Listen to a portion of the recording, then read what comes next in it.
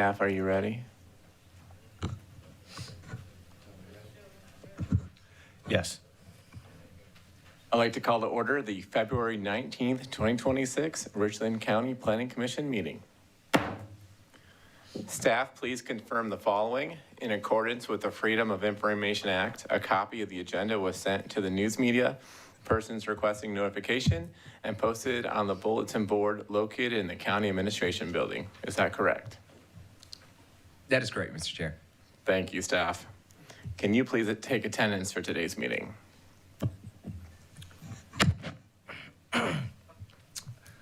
Grady, Here. Sirks, Here. Taylor, Here. Durant, Here. Lloyd, Present. Duffy, Johnson, Frierson, On behalf of Frierson, she'll be here in a few minutes. She's in the Jockey. building. Here. with the quorum. Thank you, staff. Ladies and gentlemen, welcome to the February 19th, 2026 Richland County Planning Commission meeting. As planning commissioners, we are concerned residents of Richland County who volunteer our time to thoroughly review and make recommendations to County Council. Our recommendations are to approve or deny zoning map amendment requests. Per Title VI, Chapter 29 of the SC Code of Laws, Planning Commission may also prepare and revise plans and programs for the development or redevelopment of unincorporated portions of the county. The county's Land Comprehensive Plan Update process is an example of this. Once again, we are recommending body to County Council, and they will conduct their own public hearing and take official votes to approve or deny map amendments and text amendments on a future date to be published by the county. Council typically holds zoning public hearings on the fourth Tuesday of the month. Please check the county's website for updated agendas, dates, and times.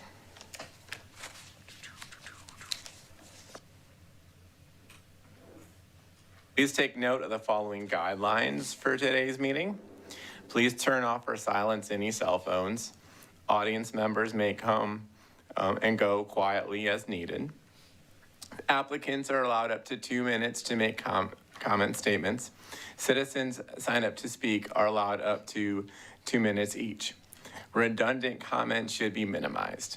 Please only address remarks to the commission and do not expect the commission to respond to questions from the speaker in a back and forth style. That is not the purpose of this meeting. Please no audience speaker exchanges. No audience demonstrations or other disruptions to the meeting are permitted, nor are comments from anyone other than the speaker at the podium. Please remember the meeting is being recorded. Please speak into the microphone and give your name and address. Abusive language is inappropriate and will not be tolerated. Please don't voice displeasure or frustration at our recommendation while the Planning Commission is still conducting business. And if you have any questions or concerns, you may contact our Richland County planning staff down here below. This moves us right along to number 3 on our agenda, which are additions or deletions. Staff, do we have any additions or changes to the agenda tonight? There are no additions or deletions, Mr. Chairman. Thank you. The staff provided, this is number 4, the commission with copies of the transcript for the commission's December 2025 meeting. Do any commission members have any concerns or comments about this transcription? Sorry. Okay, seeing none. The chair would like to make a motion to approve the minutes. Unless there's an objection, do I have a second? Second from Commissioner Durant. Thanks. With that motion, can the staff please take a vote to approve the minutes from December? Grady, Aye. Sirks, Aye. Taylor, Aye. Durant, Aye. Lloyd, Aye. Frierson, Aye. Yonke. Aye. Motion approved. Thank you, staff. Moving along to number 5 on the agenda. The consent agenda is an action item that allows the commission to approve road names and map amendment requests where the staff recommends approval or is in compliance with the comprehensive plan, and no one from the public has signed up to speak against the amendment, or no member of the commission is in need of further discussion on the request. I see we have one case tonight, 26-001, which is comprehensive plan compliant. That would be case number 5 tonight. And no one has signed up to speak against it, correct? Seeing no head shakes. Okay. Commission, any further discussion on case 5? The number is 26-001. Seeing head shakes, no one against it. Okay. The chair would like to place that on the consent agenda tonight, as well as our road names. So the chair will make a motion for approval of the consent agenda, including 5A road names and 5B5, case number 26-001 MA. Do I have a second? Second. Second from Commissioner Sirks. Staff, can you please take a vote for the consent agenda tonight? Grady, Aye. Sirks, Aye. Taylor, Aye. Durant, Aye. Lloyd, Aye. Frierson, Aye. Yonke. Aye. Motion approved. Thank you, staff. This will get us moving on with our map amendment request tonight.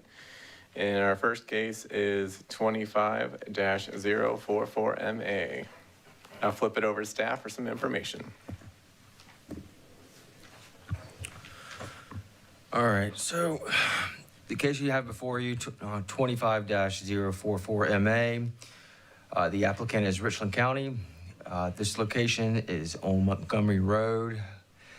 The tax map numbers are 06600-02-17, and it is a portion of, the acreage is 63.07. The existing zoning is AG or agricultural, and the proposed zoning is HI or heavy industrial. The comprehensive plan's recommendation is compliancy is non-compliant.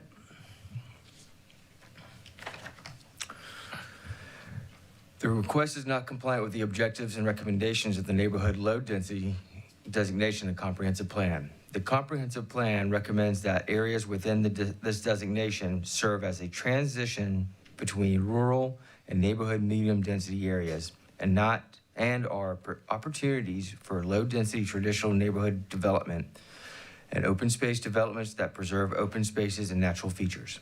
However, approval of the map amendment would provide a zoning designation that is compatible with the adjacent parcels. Okay, thank you, staff. I have a question. This is a property we've looked at recently before, correct? That is correct. And the difference here would be, it's a different portion? I believe my colleague Tommy DeLeach will pull up the different zoning map, I believe, or the different parcel that was being recommended last time we were here. So yes, it's a reduced portion from the previous request. And I'm gonna pull that up for you now.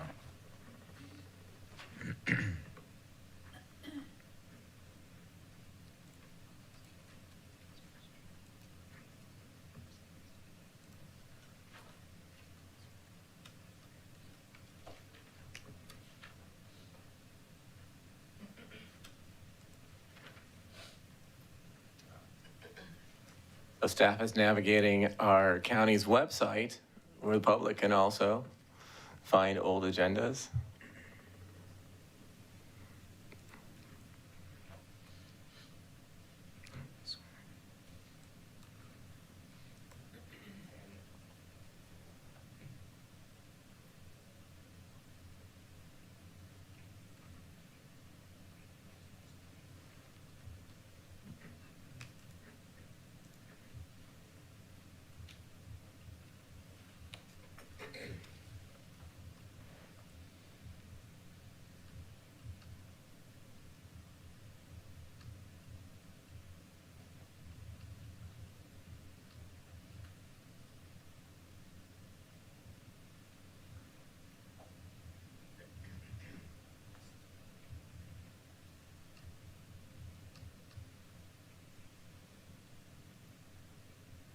What was the last one?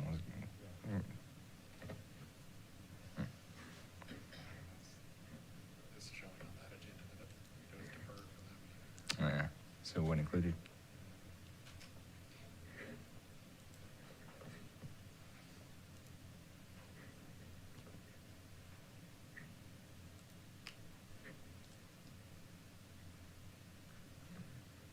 Commission, any other comments or questions for staff as Mr. DeLage is looking this up? Yes, Commissioner Lloyd? Yeah, I have a question about partial rezoning of the property. Would any other applicant, if they were to make a similar request, be allowed to do the same thing? Or is it just because it's Richland County? No, that is correct. You can zone portions of your parcel. Thank you, staff. I believe our next case is also a portion of. Yes.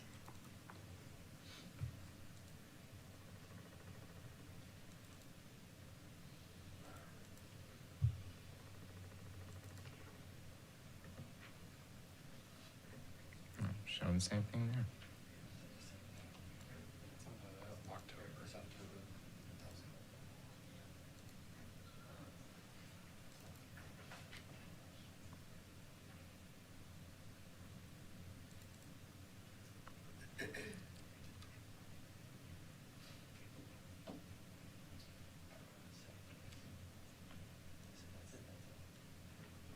Right here, yeah, 34.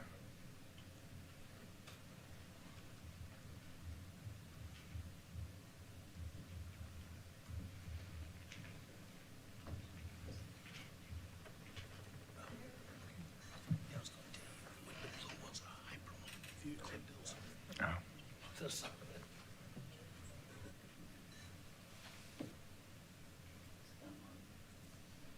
Yes, could you do it side by side? Possible? Commissioner Lloyd has a question. Go ahead. Was this change of rezoning based on public comment at this last meeting or in consultation, like at a community meeting with the public on this topic? Any insight into that? I would have to defer to the zoning administrator on that one. So, yes, that is correct. An attempt to basically make it more palatable. The frontage portion along Montgomery Road was removed to kind of reduce some of the potential future road frontage associated with the previous request.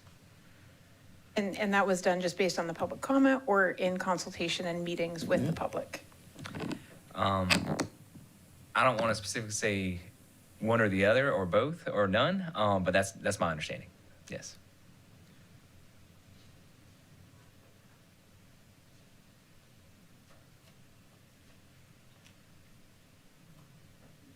Commission, any questions, comments, discussion before we open this up for public comment?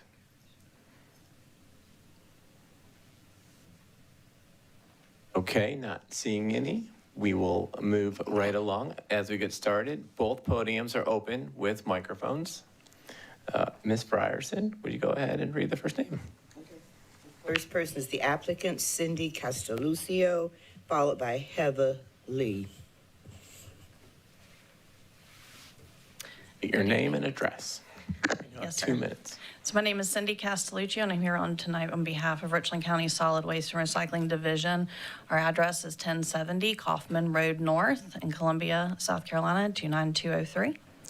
We're requesting to rezone the 63 acres from what is currently zoned as agricultural or AG, to heavy industrial HI, so that the parcel can be incorporated into the county's existing landfill facility boundary. The property was approved for purchase by County Council in 2021 for future landfill expansion and was acquired in 2022. Rezoning is necessary step before the property to be considered for any future operational use, including dirt operations, which is what we intend to use the property for at this time. which is a vital operation for the landfill. The landfill directly south and adjacent to this parcel is currently zoned as heavy industrial. This request simply aligns the zoning of this property with the existing facility and supports the county's long-term solid waste planning. The original request included the entire parcel of approximately 80 acres. However, after hosting a district town hall and receiving community feedback, we did withdraw the application and reduce the request to approximately 63 acres. That creates a 300-foot setback along the frontage of Montgomery Road, which is about 18 acres. That also allows us to expand the regulatory buffer area. There will be no public access from Montgomery Road. Access would occur internally by extending the landfill road along the perimeter that will allow us to, keeping the operational traffic and dirt operations further away from the residential areas. Thank you. Thank you. I called out Heather Lee. That was a mistake. The next person is Randy Wolf.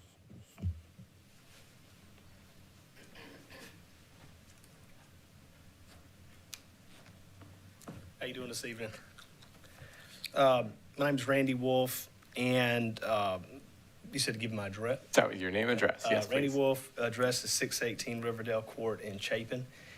And definitely concerned about the part about the adverse effects that it would have, the heavy industrial zoning, because there's a portion that was read earlier, but talking about how the environment and surrounding lands, there's dust, fumes, smoke, odor, noise, vibration, large-scale activities, large trucks, that sort of thing. And basically, I know that there's probably a lot of precautions that are try to take, but worry about if the landfill is extended or something like that, more issues that it could cause with the Broad River. And particularly, obviously, I think a lot of people have talked about the heavy traffic up and down Montgomery. And, looking at the fact that the 2015 Richland County Comprehensive Plan, that the area is really designated for low density, and obviously heavy industrial would be a big change to that. So, overall, it would be considered potentially non-compliant with that. The current proposal, the difference is you've got that 300-foot buffer, but if you look, it goes down to the power line and then it comes out and meets the road. And so if heavy industrial trucks would be coming up and down the road, ultimately, it leaves the door open to have access at the bottom of Montgomery Road. And so I think that is a concern, that the buffer doesn't go all the way down Montgomery Road. And so it looks like it goes to the power line and then comes back out to Montgomery Road and then doesn't extend down. So that portion where it's pointing to the site, is that my time? I'll give you 3 more seconds to give me a final thought. That portion where it says site would potentially be an access point in the future for heavy industrial trucks. So, Thank you. Thank you very much. Appreciate it.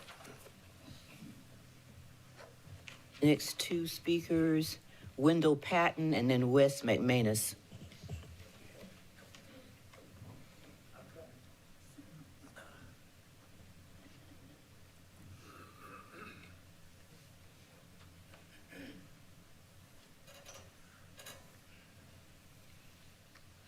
Wendell Patton, 213 Montgomery Road, Columbia, 29203. The residents of Montgomery Road are in unison. We are 100% against this landfill expansion. There's not one family on that road that is for this amendment. It will ruin the rural atmosphere that we've got and we all moved out here to enjoy. We don't want the landfill and we certainly don't want it addressing Montgomery Road. The area that Mr. Wolf just pointed out leaves an access to Montgomery Road, and we don't want it. Thank you. Thank you.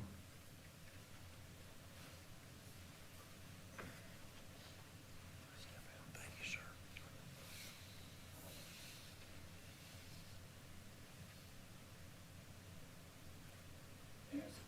Commissioner Commissioner Fryerson calls two names, you can go ahead and take a podium so we can, I rescind, that was the same thing I was coming up with.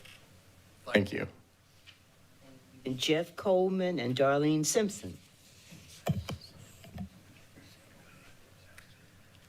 Howdy, Jeff Coleman, 205 Montgomery Road, 29203.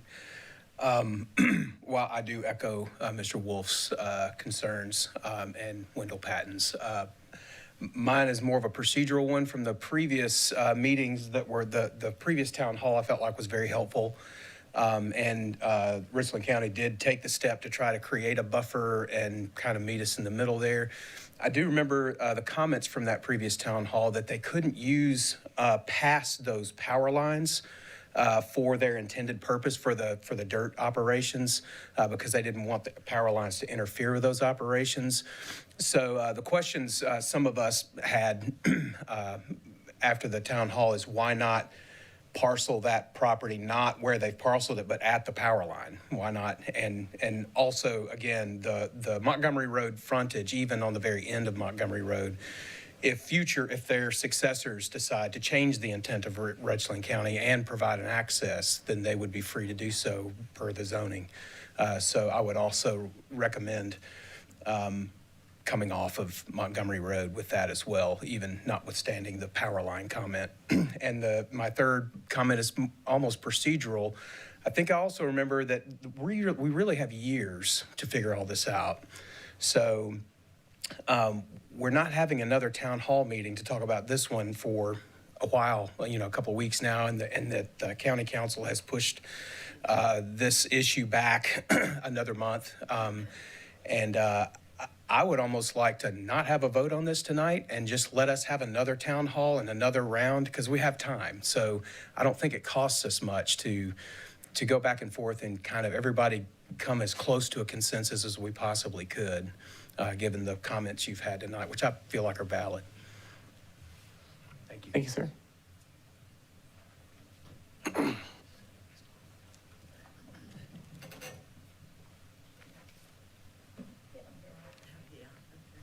And after Ms. Simpson, then we have Eddie Wolf.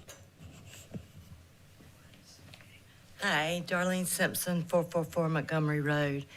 And I wanted to give you a little history of our road. We already dealing with the rock quarry, the sound, the noise from it. And then we've had contaminated land that we've had to deal with. And now they're wanting to add more to the landfill, which will be the noise, the trucks. And so I think we're all in agreement that we just do not want this on our property. And what I've read, that CD waste is generally considered non-hazardous under federal regulations. These materials can still release toxic substance into the air, soil, and water, threatening the well-being of residents in the proximity of the site. And so I want you to take that in consideration because you're talking about our home, our life. And what will the value of our property become that we've worked hard to retire? And that's a question that I'd like you to ask yourselves. And then the other thing, what about Broad River? That's one of our main water supply. So you're getting so close to it.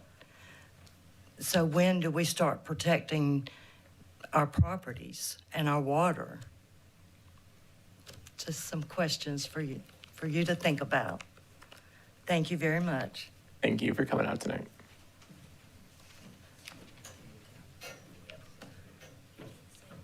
Yes, I'm Eddie Wolf, 1013 Winterwood Road, Columbia, South Carolina.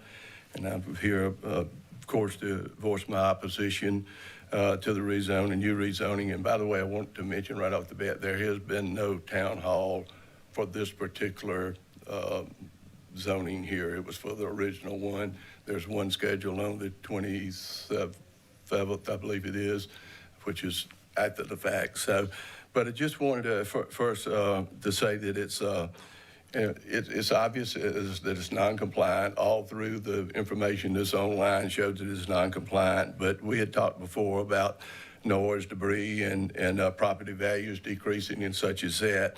But the one thing that was most important to the people here and the people of the community is to not have access on Montgomery Road because of the traffic and the big trucks and everything. And what's being proposed here absolutely does not guarantee that we won't have that. I lived on very near this for my entire life for 77 years.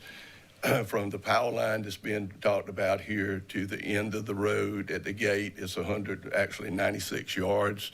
That is, will be, if this passes, will be zoned as heavy industrial, which would allow the county to come in and come back anytime they would want to do that. One of the things I wanted to mention here is that I think that it's pretty apparent that that is the chosen site for an access point.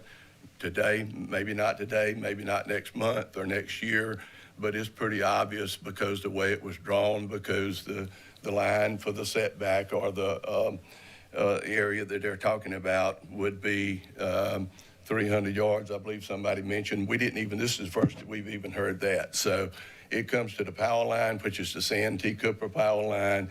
It moves out to the road and straight down the road, and everything inside of that line is going to be heavy industrial. The thing that makes me to believe that that's the site is the plan was drawn that way purposely. And secondly, it's interesting that a couple of years ago, directly across from that site, the county purchased 7/10 of an acre of land across Montgomery Road. So I don't know why that would be other Give me your than. final thought, sir. I want to be fair to your neighbors, so give me your final thought. Okay. Final thought, I think that connection has to do with the access point there. Okay. Thank you. Okay. Mr. Wolf was our last speaker. Okay, thank you. Mr. Chair, maybe Yeah, staff.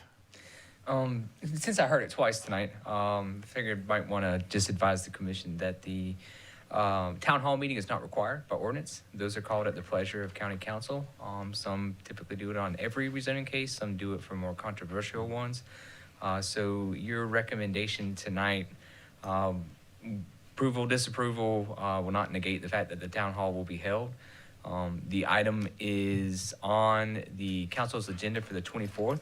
So they can choose to take action, approval or disapproval, or they can take action by deferring the request as well. But I just wanted to make that clear because we have received many calls too about the town hall meeting being held after the zoning public hearing, and also in what the council district representative has stated. But it is still on the agenda for the 24th. Council will probably take some kind of action, again, approval, disapproval, or deferral. And then the town hall meeting will be held on, I don't want to get the date wrong, I believe it's the 27th? Yes, the 27th at 6 p.m. Thank you, staff. I find that frustrating as well. The process, as I understand it, is that Planning Commission, we are recommending body to county council, and then that's when county council takes official votes. The town hall that they have seemed to be optional and whenever they can schedule it. So that is interesting how the 24th, you said, and the 27th? Yes, sir, Mr. Chair. Yeah, gotcha. Okay. Okay, I had a map question for staff, seeing how I'm a map guy. Is this the most accurate GIS parcel line? Is this pretty true? Like, it does still touch Montgomery Road. My understanding is the GIS technician that draws it is based off of the plat that's provided by the applicant, but we can verify that really quickly. But yes, I believe so, that it is. Again, I guess this is my day job as a GIS guy.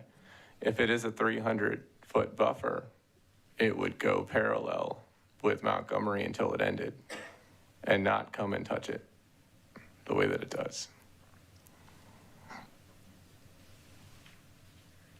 So that's just me viewing the map, making a comment.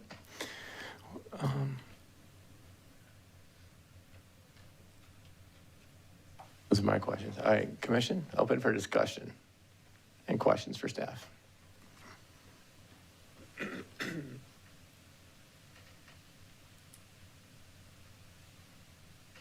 open for a motion as well, if you guys are ready.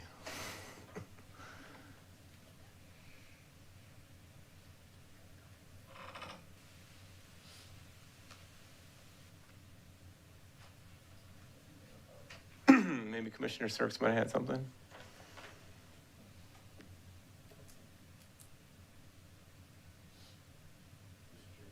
Yes, Commissioners.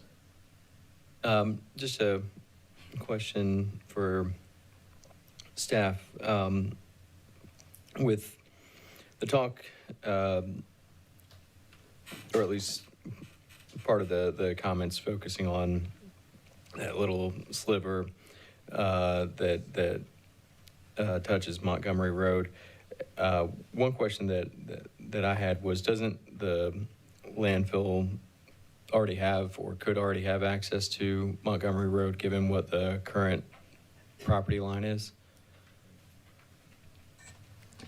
That is correct.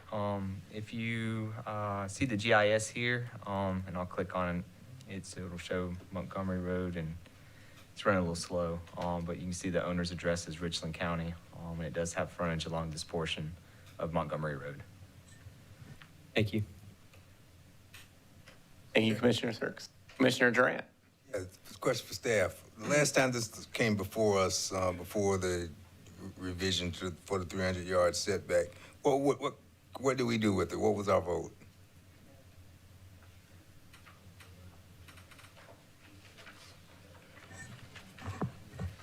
Although I like to think I have a pretty good memory, I'd like to put it in front of you so we can, I can make sure. I believe the recommendation was for disapproval, but let's pull it up. I want to click on the government tab as we're going through the website.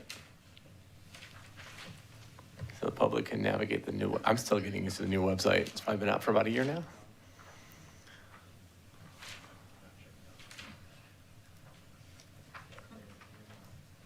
Planning Commission.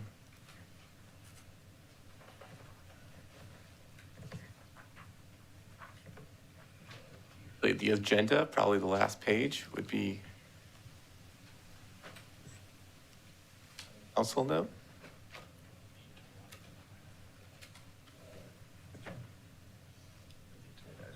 You voted?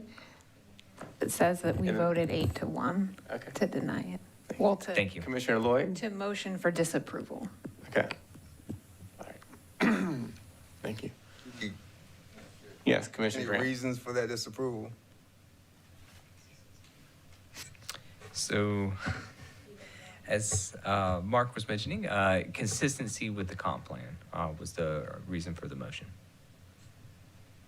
Yeah, the only thing that's changed between the last one we looked at and this one is the 300-yard setback.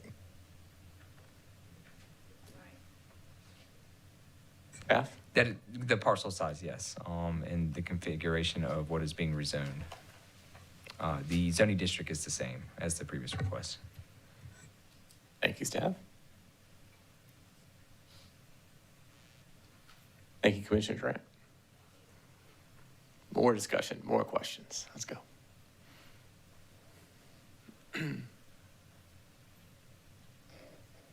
Commissioner Lloyd, I mean, I'm willing to make a motion. any other discussion? I'm not seeing any. Okay, the chair will hear a motion. I'll motion for disapproval. Okay. Okay, we have a motion for disapproval from Commissioner Lloyd. Do we have a second? Second. We got a second from Commissioner Durant.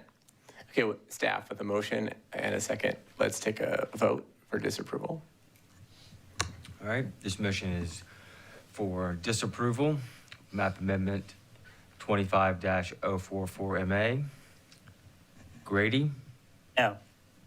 Sirks, No. Taylor, Durant. Aye.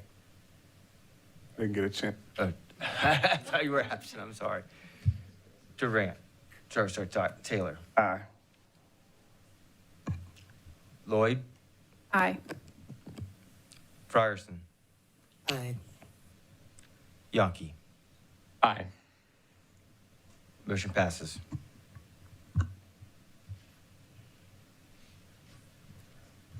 That was 5-2?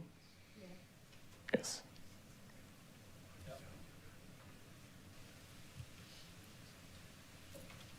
motion passes for disapproval. It's the recommendation going to county council. And as our staff noted, it is still on the February 24th. February 24th zoning meeting that the council holds. All right. And then a town hall is said to be scheduled on the 27th. That is correct. Thank you. Okay, for the commission, we're going to go ahead and move on to our next case. Public is welcome to hang out. We're going to talk about our comprehensive plan updates later tonight.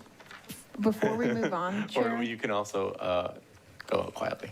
Chair, before we move on, do we want to give on the record a reason for the council as to why we did it? Is it necessary since we went along with the comprehensive plan? It couldn't hurt. Couldn't hurt? Okay. We should have done that before the motion, I believe. Commissioner Lloyd, but go ahead. What was your reason? Because it doesn't comply with the comprehensive plan, and I think that more public input is necessary in this situation. Thank you, Commissioner Lloyd. I full-heartedly agree. Mr. Chair? Yes. It would also be nice to have clarity for why some of the commissioners voted against as well. Okay. All right, staff, who were the two that voted against? I believe that was Grady and Sirks. Okay, Commissioner Grady, any comments? Sure. So, I was the one dissenting vote the last time this came before us. And I think it's one of the questions that we consider is whether the rezoning is contextually appropriate to the surroundings, and considering that this is next to an existing landfill, that certainly strikes me as being a relevant factor. More broadly, I find it somewhat bizarre in a weird way that the county is having to come to the county to request a rezoning for land that it already bought 4 years ago for this purpose. I don't feel like as a planning commissioner, it's really my job to come back 4 years after the fact and say, well, you shouldn't have done that. So while I appreciate the concern that members of the public have, I think ultimately we wouldn't be here if there wasn't a need for this. And the question is, it would be either this change or establishing a new landfill somewhere else with probably an even larger number of people who would be upset about that. So I think given that, I would say that that's essentially why I would approve this request. Thank you, Commissioner Grady. Commissioner Sirks? I think my dissenting vote tonight was based largely on relatively similar grounds to the sentiments that Commissioner Grady stated initially. I don't think my concerns are so much procedural. I think it's fair that, the county, like any other applicant, should have to get approval for, future zoning uses. But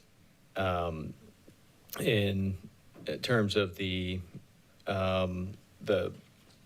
compliance with the comprehensive plan, I certainly can recognize that, the current zoning is what it is. And, while this may not meet the objectives of the neighborhood medium density designation, I think that looking in the broader context of the proximity to the current existing landfill, and also similarly to what Commissioner Grady said regarding, if not here, where and how much and in whose backyard, it's not a decision that I made lightly, and it's not one that I'd don't harbor any concerns about, but one that I ultimately felt was appropriate given the proximity to the existing landfill structure. Not so much what the intentions are, but I think those also made sense in terms of what I believe the director of, is it solid waste? I'm sorry, I forget her name, but stated were the. Thank you, Commissioner Sears. Staff got the information they requested? Okay. Fair to move on to the next case? Yes, sir, Mr. Chair. I'm going to flip it right to staff.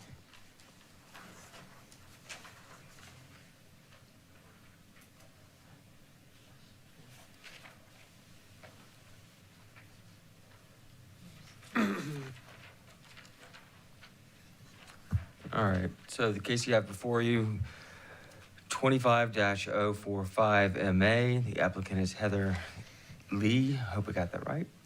Location is 11020 Two Notch Road. It's a portion of the 2 acres. Existing zoning is HM, Homestead. The proposed zoning is GC, General Commercial. Comprehensive compliance is non-compliant. The proposed rezoning is not compliant with the objectives of the neighborhood medium density designation in the comprehensive plan. Per the plan, non-residential development within the neighborhood medium density designation may be considered for location along main road corridors and within contextually appropriate distance from the intersection of a primary arterial. The proposed request is not located along a main road corridor within an appropriate distance from the intersection of a primary arterial. Additionally, the plan states that commercial uses should be located within neighborhood activity centers and that commercial land uses should not result in strip commercial development and fragmented leapfrog development patterns along corridors. The proposed request does not fall within a neighborhood activity center. A rezoning such as this could be viewed as leapfrog development. Thank you, staff. Commission, any questions for staff at this moment?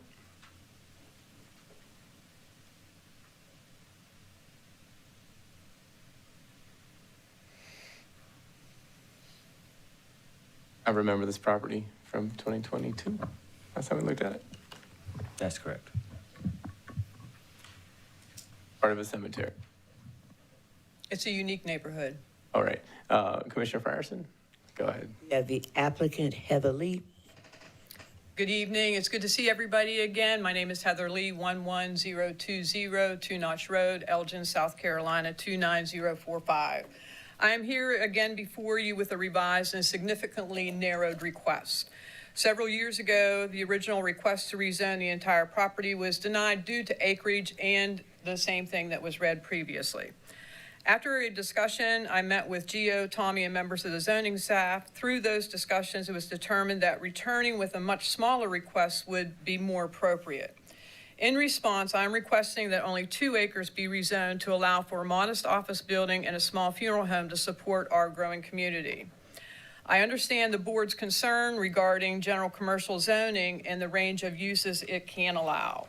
However, that concern does not really apply to the practice of this property. Perpetual care cemeteries and funeral homes are governed under Title 40, Chapters 8 and 19 of the South Carolina Code of Laws and regulated by the South Carolina LLR Board. These laws require licensures, inspections, and strict limitations on services. Regardless of zoning, this property can only be used for licensed death care services. It cannot be converted to housing, restaurant, retail, or other commercial activities. Richland and Kershaw counties are experiencing rapid residential growth with significant housing development within approximately 12 miles of the cemetery. The number of funeral homes in this area has not kept pace with that growth, and as a matter of fact, approximately 2 or 3 years ago, one closed. creating a service gap for families who need accessible and local care. Additionally, multiple properties within 1/2 mile of my entrance of the cemetery are already zoned general commercial. This would include the property directly across from the cemetery, real estate offices, and other service-based businesses, and most recently approved zoning change at 308 Valinga and Two Notch. I'll give you 30 more. Thank you. I respectfully ask the board to approve this request with confidence, knowing that the state law permanently restricts this property to licensed cemetery and funeral services. If the board believes a different designation or condition would better reflect that limited and regulated use, I welcome the opportunity to work together and develop a solution that solves today's issues and also meets the growing demand of our community. I've also prepared handouts for you that summarize the laws that I mentioned, if you would like to have those. Thank you. Hand that over to staff, and then they could probably hand it to us. Staff, I have a question. Since this property is so close to Kershaw County, can you show us what's going on the other side of Two Notch? That's exactly what I was bringing up. I saw you pull something up. So what you see here is the Kershaw County's comprehensive plan future land use map. And that red area that runs down south into the purple and the gray area, that is where Richland County meets. Tommy, we scroll down a little bit where you can see the legend. As you can see in the legend, that red area is designated priority commercial. So up until the county line, they're designating that portion of Two Notch in their jurisdiction as commercial future land uses.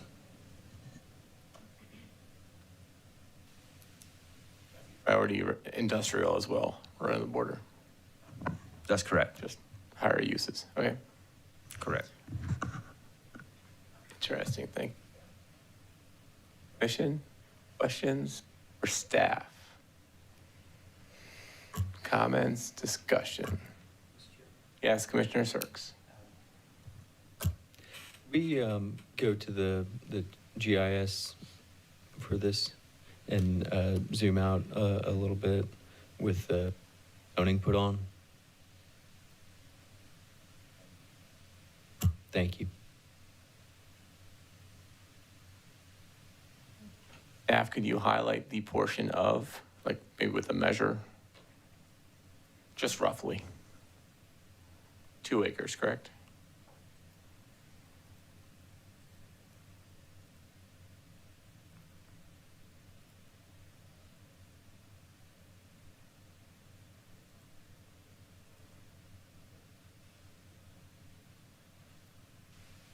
That looks close enough. And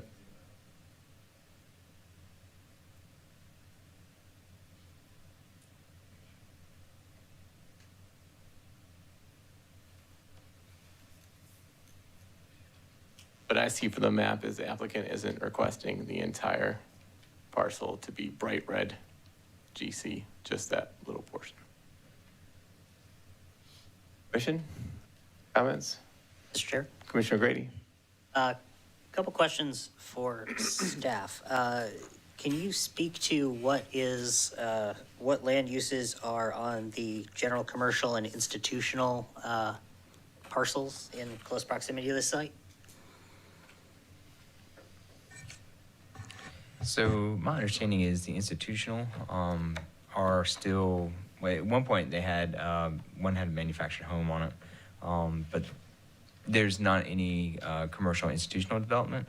Now across the street, I don't know if anybody was on the commission at the time, but they came in to do a zoning change that was not or basically they weren't able to get what they wanted to change it to. However, the GC, and I will go back to,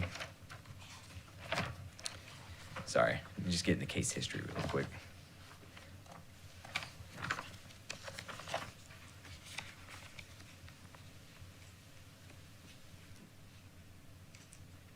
So the general commercial across the street was rezoned in 1995. So at least 3 comp plans ago.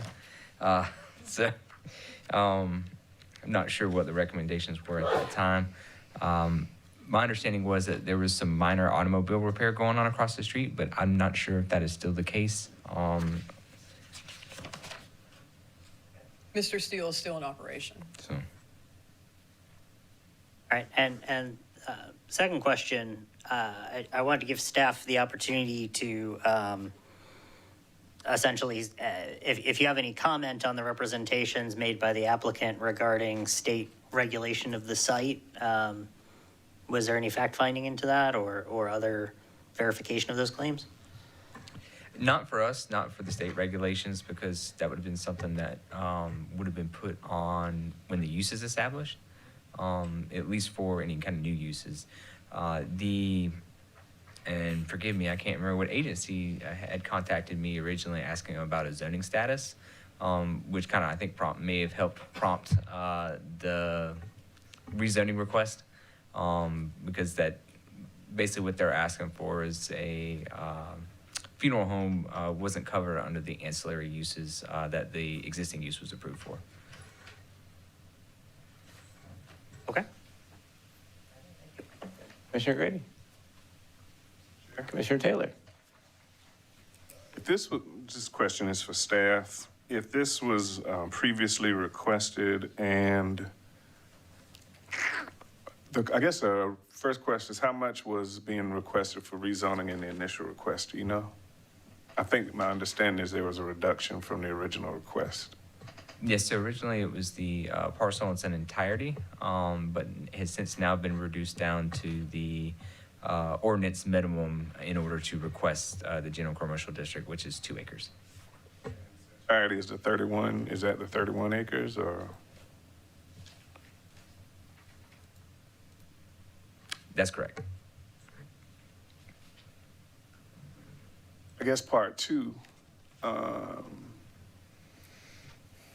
so we'll understand the process. So if the applicant sought insights from staff and the recommendation, or I guess the conclusion that you all came to was to reduce the amount being requested, was it not reduced to an amount that would have been approved, or was that a suggestion? I just want to make sure I'm kind of understanding the back and forth in the process.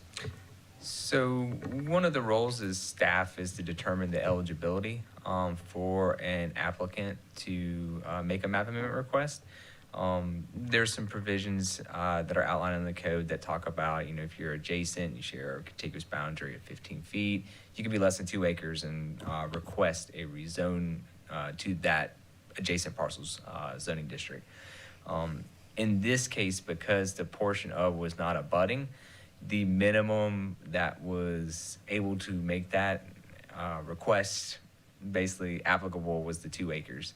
I think also, though, some of the discussion was that although there were state requirements that would limit its ability to be converted to another use under the general commercial district, still by right, by zoning, it allows a multitude of uses, and that 31.86 acres was looked on less favorably because of the acreage, not because of the proposed use, so that by going to the minimum, that would make it potentially more palatable to folks, and then county council as well, but also still be able to achieve the proposed use that the applicant was looking at establishing there. So even in this discourse and going over the some of the proposed changes that could take place, that's no guarantee that it will be compliant if the new request kind of meets some of those criteria. Is that correct? From a comp plan standpoint, correct.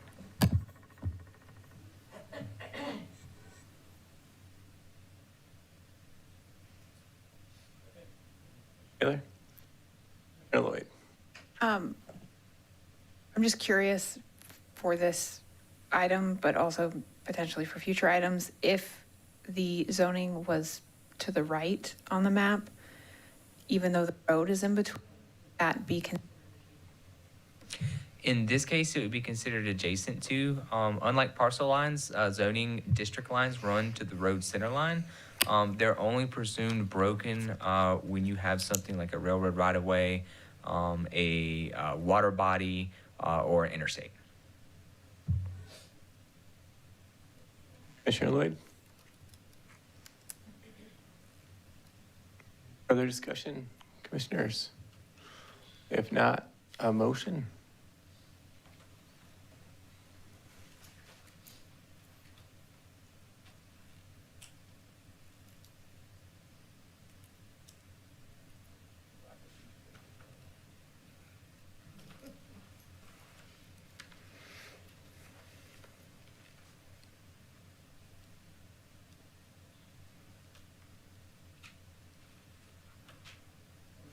We go one or two ways, so either Fair. one. Commissioner Grady? I would like to make a motion at your suggestion. I would like to make a motion that we forward case 25-045MA to County Council with a recommendation of approval.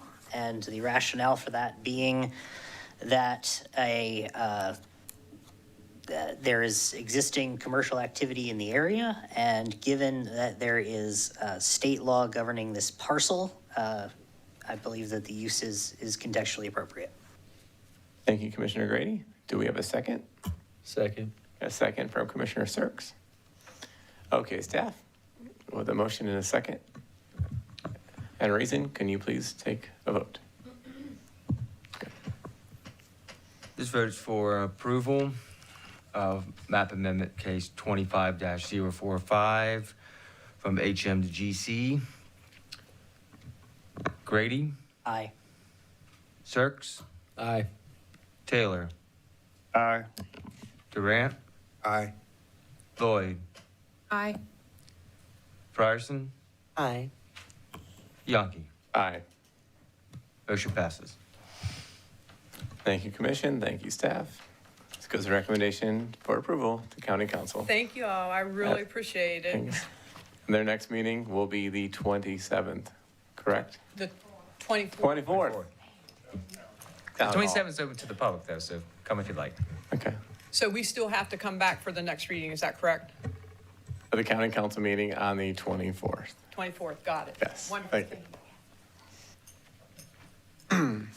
All right, staff, go ahead and move us right along.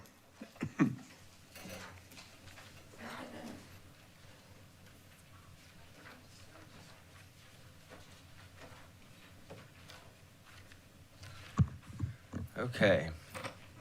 Next case is 26-002MA. Applicant is Brad Shell. Location is 10141 Wilson Boulevard. Acreage is 19.83 acres. Existing zoning is HM Homestead, and the proposed zoning is EMP or employment. Comprehensive plan compliance, non-compliant. The proposed rezoning is not compliant with the objectives of neighborhood low density designation in the comprehensive plan.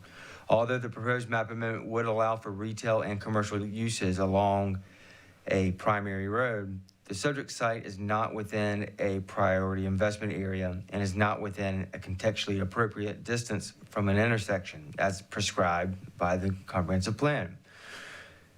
While the parcel falls within the neighborhood low density designation on the future land use map, the approval of the recent rezoning of the parcel north of the subject site to general commercial occurs within the sphere of influence of the parcel in question. Therefore, viewing the subject parcel as within the adjacent economic development corridor may be contextually appropriate rather than neighborhood low density. Thank you, staff. Commission, do we have any questions for staff? Question. Commissioner Taylor. I may have overlooked it or missed it. On page 42 of the zoning classifications, help me with the EMP, what is that?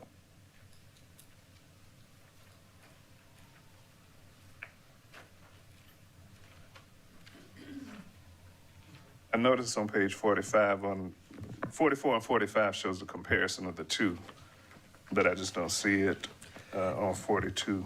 Yeah, I believe that there was a typo in the zoning classifications. The INS is supposed to be EMP on there.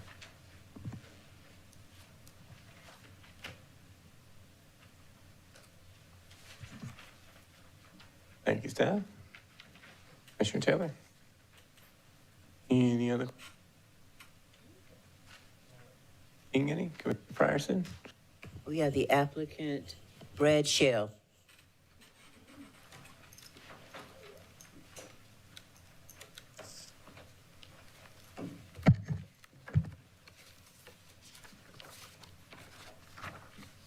Good evening, Brad Shell, 739 Hampton Hill Road, Columbia, South Carolina, 29209. Here on behalf of the applicant, I am also the applicant. So this is a 19 acres on the intersection of Turkey Farm Road and Wilson Boulevard. We are requesting, obviously, as you've heard, a zoning change map amendment from Homestead to EMP. We met with staff prior to Christmas to discuss this project. And, you know, through our conversations with them, we decided, I guess collectively felt that EMP would be appropriate for what we were trying to accomplish here. You know, the primary reason being, as I think we discussed a little bit earlier tonight in some other cases, the general commercial designation allows a really wide range of uses and quite frankly, some that we don't need. What we're trying to do here, just for the commission's, I guess, information, it's going to be a mix of retail, restaurant, service type businesses. You know, obviously a lot of changes happening in the area. This is, you know, simply taking advantage of that. The property directly to the north is general commercial. You know, so we believe this would obviously be contextually appropriate, given that, as staff mentioned. The other thing I would say too is that, you know, we also had a town hall with Councilwoman Cooper on this on, I think it was January 7th, and, you know, answered a few questions for the community about the project. And, you know, one of the takeaways I think from that was, you know, a lot of people, if they need services, if they need to go get something to eat, if they need to go to the dentist, to the doctors, things of that nature, they'll either drive all the way up to Blythewood Road or they'll cut across to Killian's. And this is a way sort of to serve the people with those kind of in the local community. And I'm happy to answer any other questions, but, you know, I guess the last thing I would say is I know that council and planning commission are considering a new comprehensive plan. And my understanding is that once that new comprehensive plan is in its current, if it is approved in its current form, that would make this a compliant use within the new comprehensive plan. So happy to answer any questions. Thank you. Thank you. If you're coming out, you should stick around to the end of the meeting because we're going to discuss that comp plan. I thought about it. Thanks.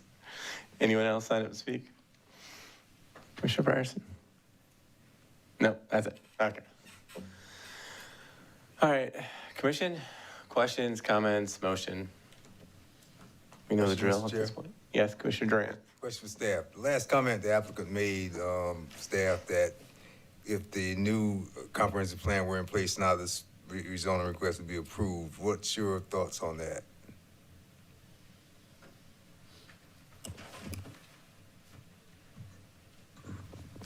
Speaking to what the proposed comprehensive plan would entail,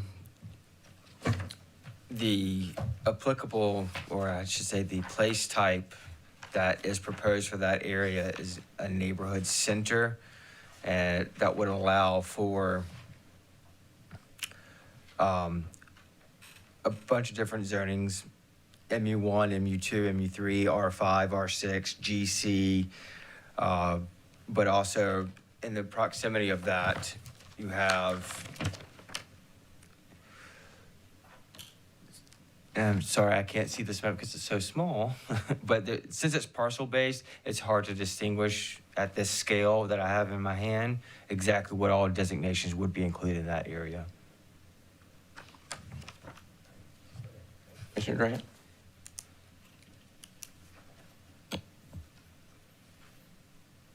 comments, concerns, motion? The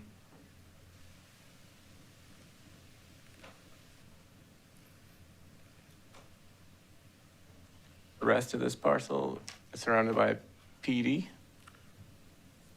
that correct? That's correct. Looking at page 42. Okay.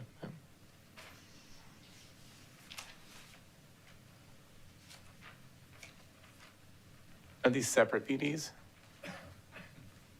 They are. One is the Turkey Farm Road PDD. And then across from it is the Blackwood Crossing PDD. And just south of it?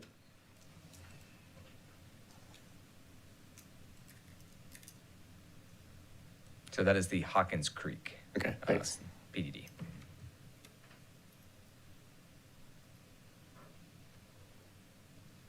Commission? Question, Mr. Chair. Yes. Staff, what is the Grant. differences between PD and EMP? The PDD districts, in this case, are planned development districts, were created with the mix of uses. So you've got the one here to the north. We've got some institutional, some commercial, along with some residential to the west of those. The Blythewoods Crossing, so you have some single family, some multifamily, and then some commercial and potential mixed use according to the general development plan to the north. The PDDs get to set their uses and their district standards at the time of adoption via the map amendment process versus the EMP is a district that has been identified with certain allowed uses. That is basically done via the map amendment process to establish it, but does not set any uses at the time of the map amendment process. It's just what's approved in the table of permitted uses. You zoom the map out so we can see Scout. That far.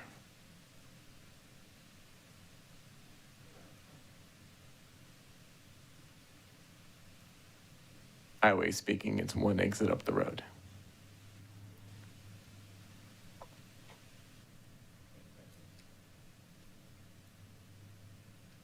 We can hang out all night, or we could do a motion. Mr. Chair, Commissioner Grady, I would like to make a motion. thank you. I would like to send case 26-002MA to County Council with a recommendation for approval. The rationale being that the opposite side of the road, as well as the immediate north of the parcel in question, are both zoned for economic development center corridor on the future land use map, and that given the adjacent general commercial property, an EMP zoning would be contextually appropriate for the area. Thank you, Commissioner Grady. We have a motion for approval. Do we have a second? Second. Second from Commissioner Durant. Okay, got a motion and a second and a reason. So staff, go ahead and take a vote. All right. This motion is for approval for map amendment 26-002 from HM to EMP. Grady, Aye. Sirks, Aye. Taylor, Aye. Durant, Aye. Lloyd, Aye. Frierson, Aye. Yonke. Aye. Motion approved. Thank you, Commission. Thank you, staff. Recommendation of approval. We have the next meeting, which is the 24th. We're on Tuesday there for council. Tuesday, same place here, 24th at 7 p.m. 7 p.m. Yes. Okay.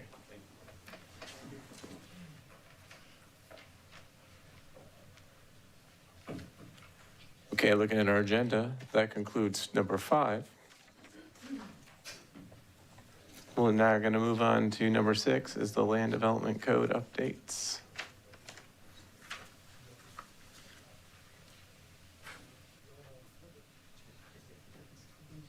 Bryce presenting. That is correct, Mr. Chair. Why don't we take a brief 3 minutes to give him a chance to come on down and fire up his slides.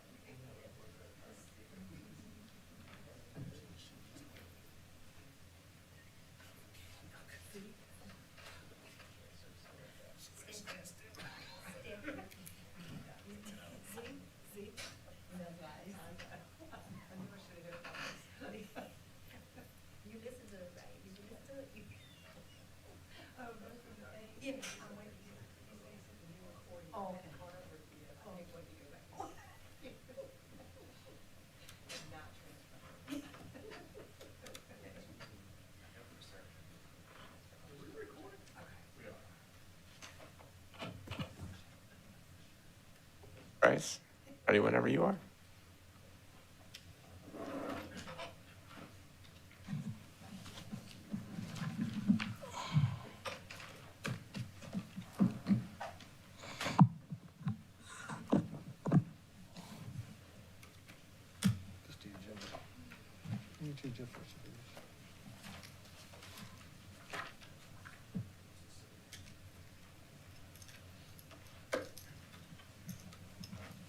Okay.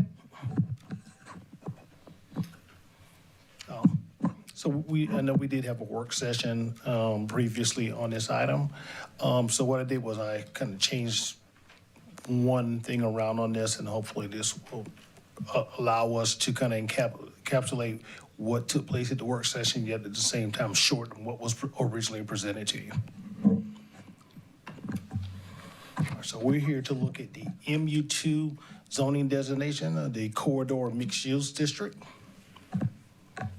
At the September 23rd, 2025 DNS Committee, which is the Development and Services Committee of County Council, a motion was made to amend the MU2 district. The intent of this motion is to provide an evaluation of the MU2 to determine if the current density, dimensional standards, and permitted uses for the district align with the intent of the district's general description. As part of the motion, council identified the following uses that they deemed to not be appropriate for this district and to be deleted. Those included the multifamily dwellings, passenger terminals, surface transportation, kennels, hotels, motels, vehicle fueling stations, and warehouse distribution facilities. The committee sent this motion to the Planning Commission, noting staff may provide recommendations, but with the understanding that the commission may recommend differently to County Council.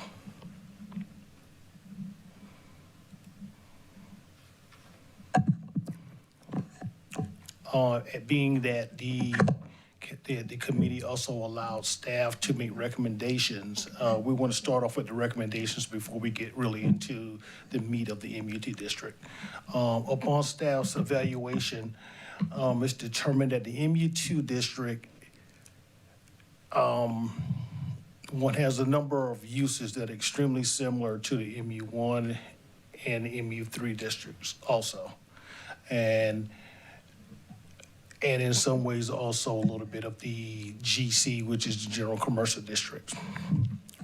So based on that, we came up with 3 potential options for the Planning Commission. To take action based on the motion presented by the DNS Committee, which means we would just evaluate the MU2 district solely on its own. we could evaluate the MU1 and MU3 districts along with the MU2. I think they'll kind of give more of a thorough representation of what those districts encapsulate, and if additional changes should be made to those districts. And the third option was to include the GC district along with an evaluation of the MU1, MU2, and MU3 district. Again, I can go through with the corridor mixed-use district, kind of give you a little rundown over it. It is a district that provides for walkable mixed-use development along main road corridors. It allows a mix of retail sales, personal and business services, recreation, entertainment, office, high-intensity, multifamily, residential, and institutional land uses. Multi-story mixed-use and pedestrian-friendly type development oriented toward the major road corridors, provides enhanced visual character along the corridor, and as well integrated in terms of access and circulation, complementary uses, and compatible design. As we go through, some of the focus for the Planning Commission for this would be to determine whether the density and dimensional standards are consistent with the district's description. Do permitted uses support the corridor's pedestrian-oriented mixed-use character, and are additional mixed-use development standards needed for integrated residential and residential development. So, if you would like, I can run through the individual's development standards for both the multifamily, commercial, industrial uses for this district. But I would state that may be appropriate if the Planning Commission desires to just look at the MU2 district. If the Planning Commission desires to look at other districts along with the MU2, then we may not need to go through this particular, go through all of the different standards for the MU2, and we will come back to the Planning Commission with staff, with really kind of a matrix of the districts, their uses, their development standards, and in addition to that, we will come back with recommendations from staff for you to take into consideration. Thanks, staff. We did have a work session prior to this where you went full through your presentation. And would you go back to your last slide that has the options, or I believe it's your second one now? Yep. And some of the discussion seemed to land on the box to the right, where we would evaluate all of the districts, and we'd also include RC in that. Yes, sir. We are considering looking at commercial as a whole. So any commission members that weren't able to be at the work session, we can take our comment discussion here as an opportunity given to us from council to be able to evaluate not just MUT, but all of our commercial districts and see if the uses fit. Yes, sir. Appropriate. Yes, sir. Just if you don't mind, I just kind of show you something, and I apologize. I did not have this available at the work session, but these are the common permitted uses for the MU1, MU2, MU3, and GC district. And again, P is permitted outright. SR is permitted essentially outright, subject to development standards. And the SE, special exception, is permitted, provided that the Board of Zoning Appeals, after its review of the request and finds that it's in compliance with the additional criteria and standards for that use, they give approval to that. So as you can see here, there are a lot of uses with these districts. And again, I'll be more than happy to send this out to you if I have not sent this out to you. Here's another view in which we just put what was placed here is the uses that are just exclusive for that district. And as you can see in the MU1, that is the only district that allows for a children's residential home. There are no uses, no additional uses in the MU1.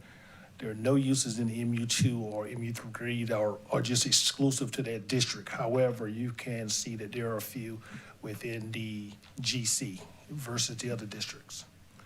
And taking out the GC, this is just the M1, MU2, and MU3.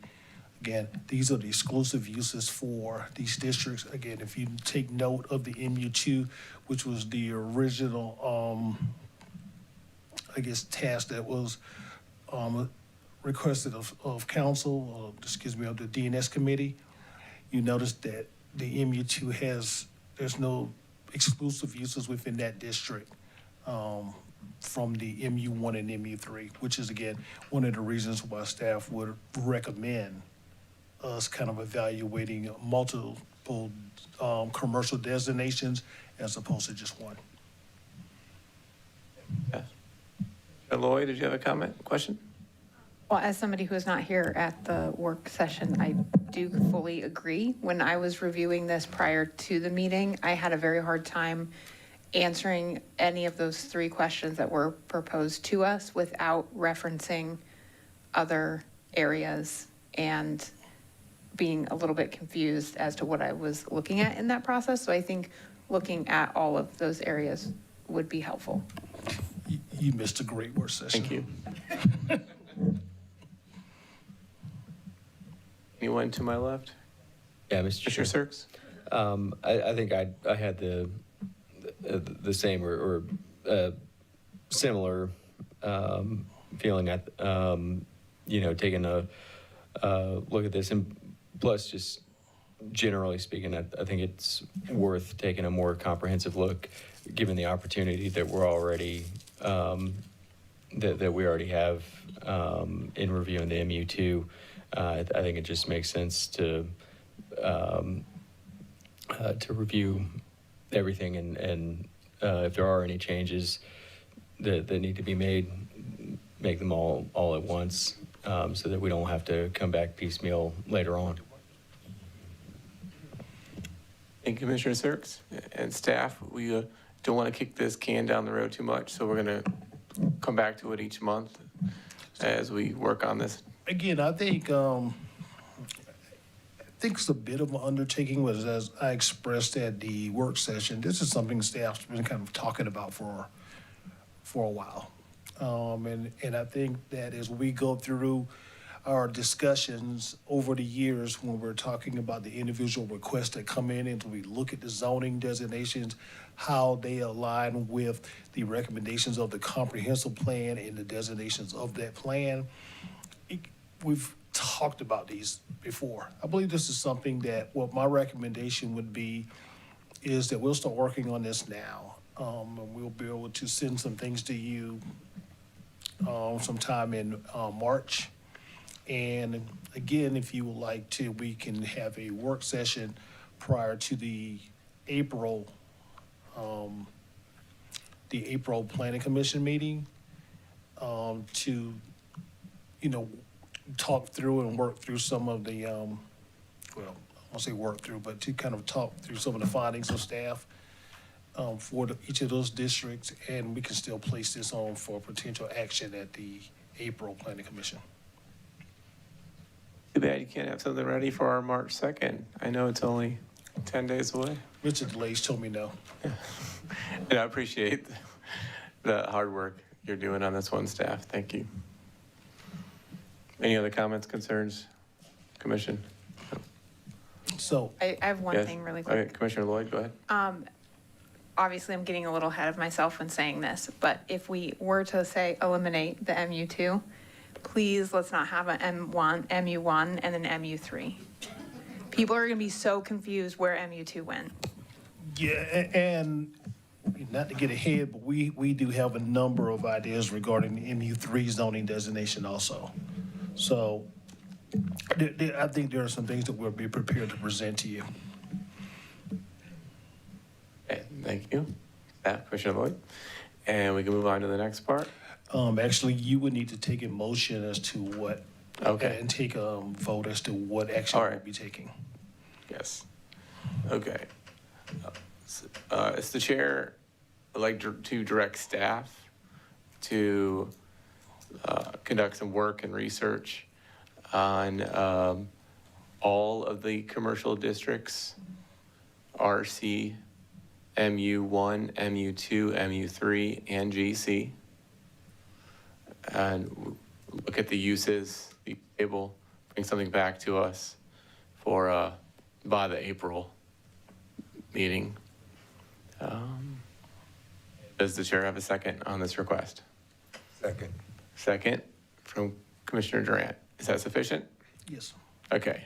Staff, please take a vote.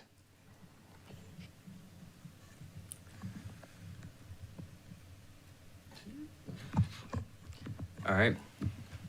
This vote is to bring this information back to staff for more investigation for zoning districts RC, MU1, MU2, MU3, and GC. Grady, Aye. Sirks, Aye. Taylor, Aye. Durant, Aye. Lloyd, Aye. Frierson, Aye. Yonke. Aye. Motion approved. Thank you, staff.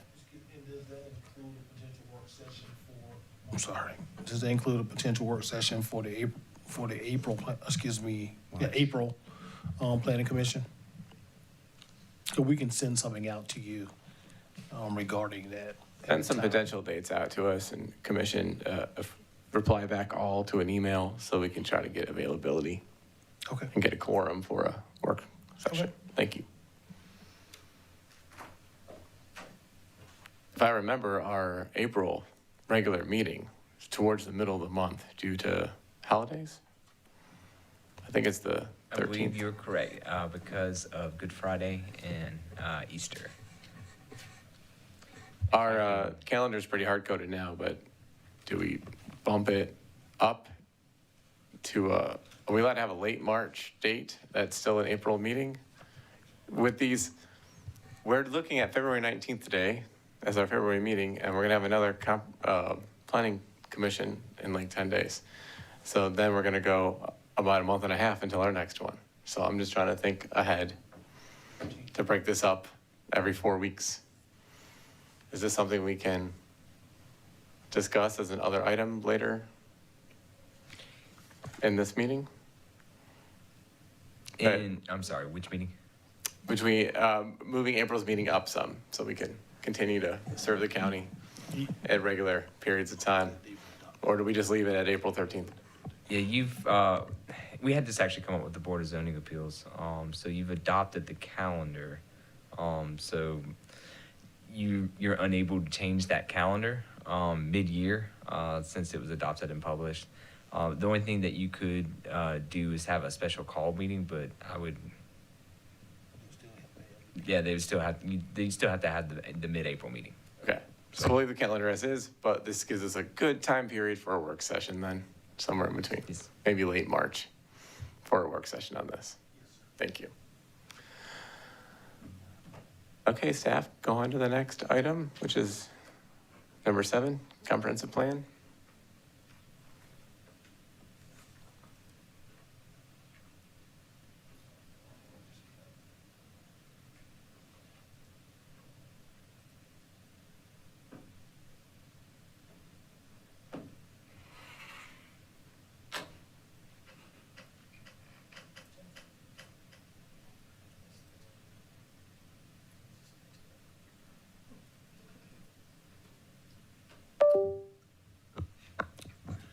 Okay, so comprehensive plan.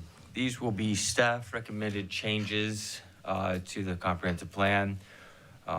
We can go into detail on any of the items that you'd like. Well, we discussed a lot of this during the work session earlier.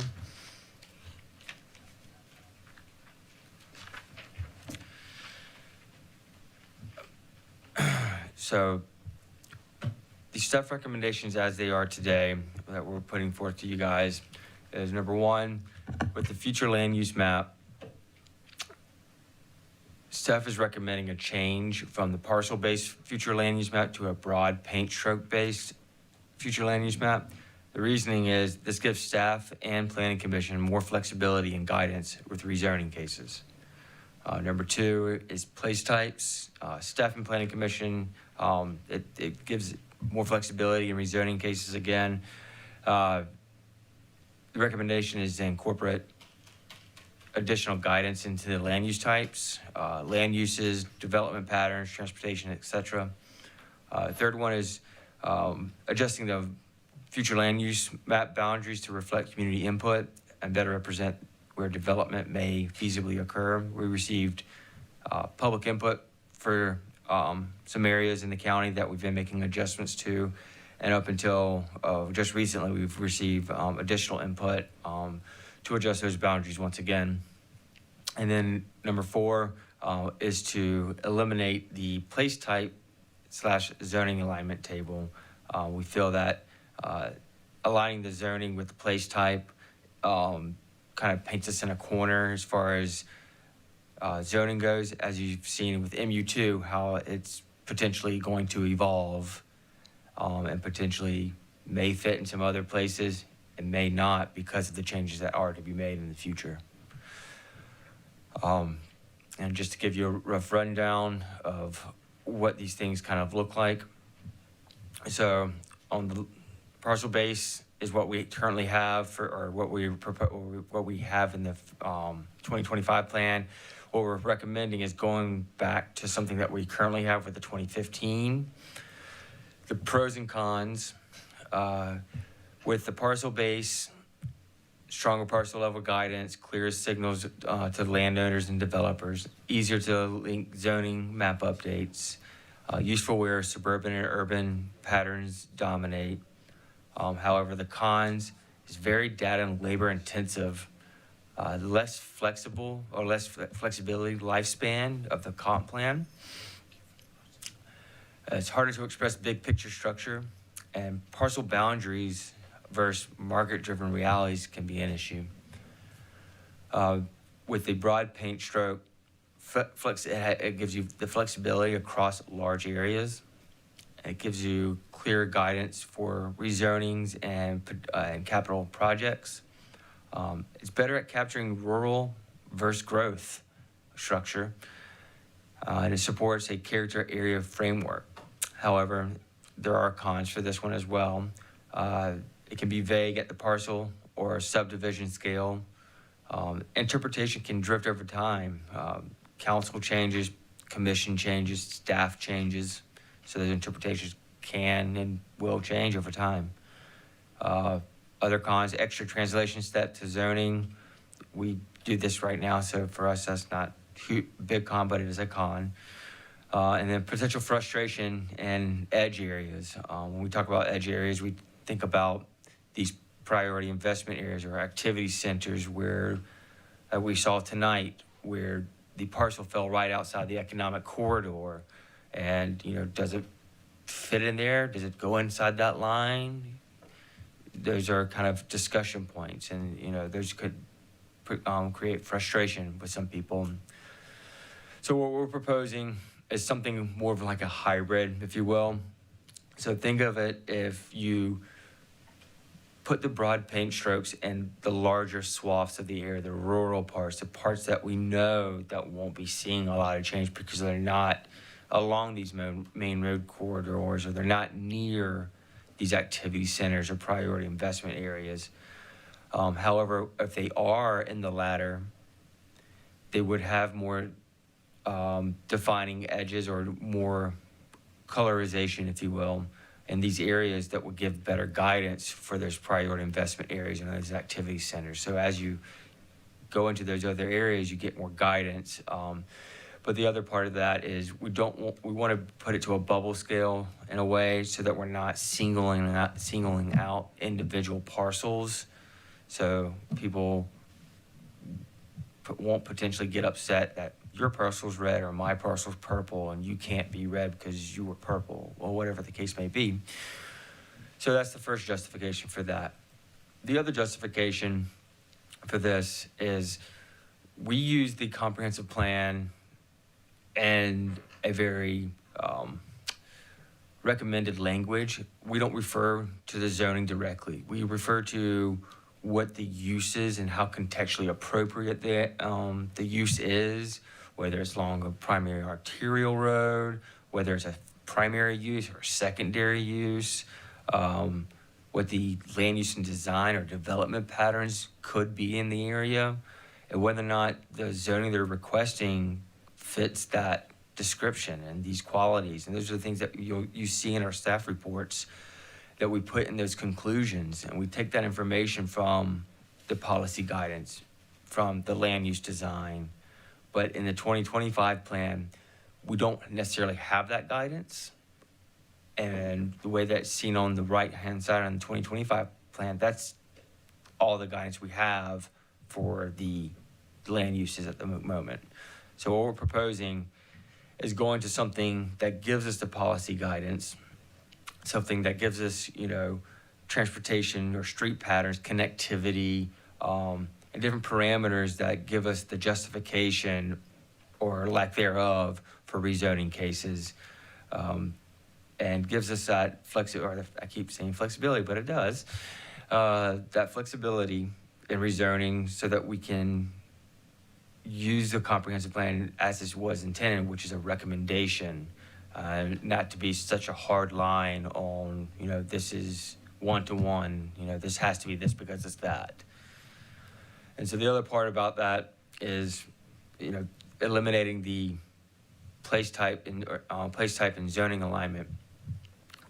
While this looks good on face value, again, this kind of paints us in a corner by saying, if you lie with that neighborhood center, my parcel is that neighborhood center, I can only ask for MU1, MU2, MU3, R5, R6, and GC. That's it. And so there's no contextual information that would allow me to ask for anything else, because that's the hard line in this table. And that's why we're asking or requesting that to be removed. And then the other part about that is these requests, or these recommendations, is adjusting the future land use map and some of the areas of the county, particularly in the north, to shift some of the boundaries that better reflect what the public has been adamant and vocal about. And we see this as not having a huge detriment on the comprehensive or the future land use map. And I'll share with you what that could look like. This is potentially what that could look like. And the only difference in these two maps is you see the green area next to the floodplain right here has shifted over to Cardinal Road and down to Campground Road.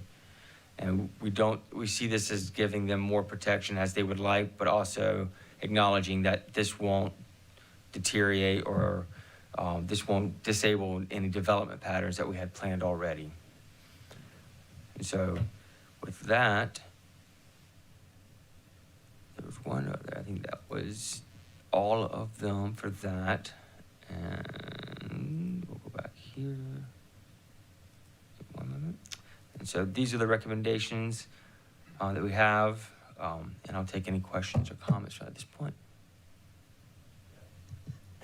Commission, like staff requests, any questions?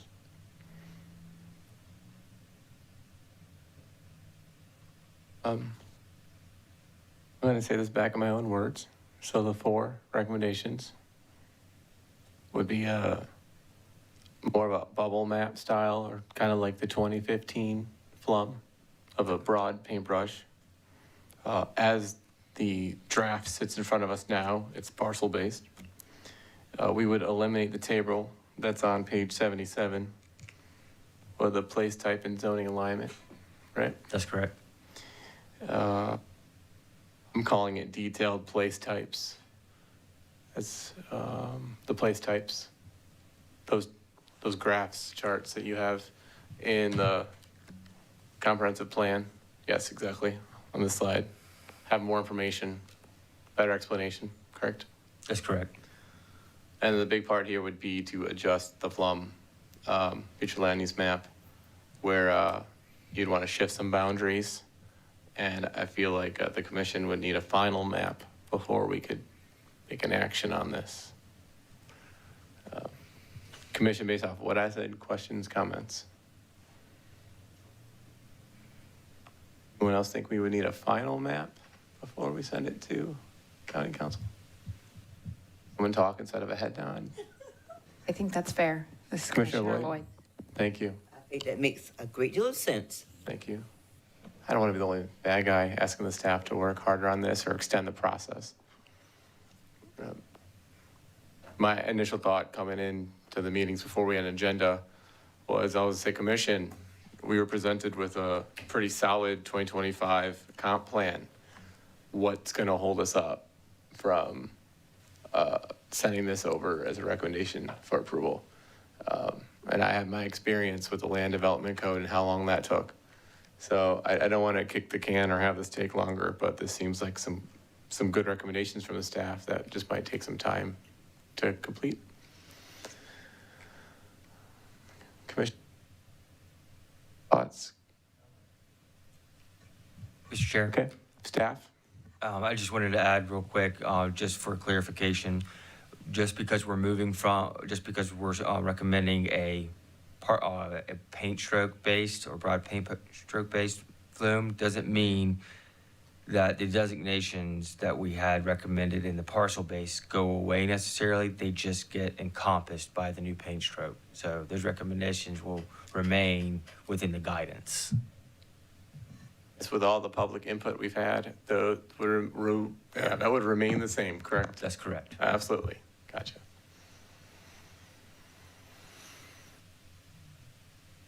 Okay, so what kind of guidance does staff need from us tonight? The guidance we would like from you tonight is a recommendation to move forward with the making of the broad paint stroke-based future land use map, so that we do have something that we can tell our consultants, and that we can also tell them to move forward with the place type descriptions. Those are the two biggest things right now. Commission, do we see any problems with requesting all four of these? No. Commissioner Taylor seems to agree to do it. Yeah, I was all for the staff recommendations would be fine. Agree. Okay, Commissioner Durant, great. The chair would like to make a motion to move forward with all four of the staff recommendations, including 1, the future land use map, moving from a parcel base to a broad paint stroke. 2, the place types, moving forward with a consultant to build those graphics. 3, the future land use map, adjusting the boundaries to help give us a complete map, a complete package before we make any recommendations to council, and to go ahead and remove the alignment table. Does the chair have a second?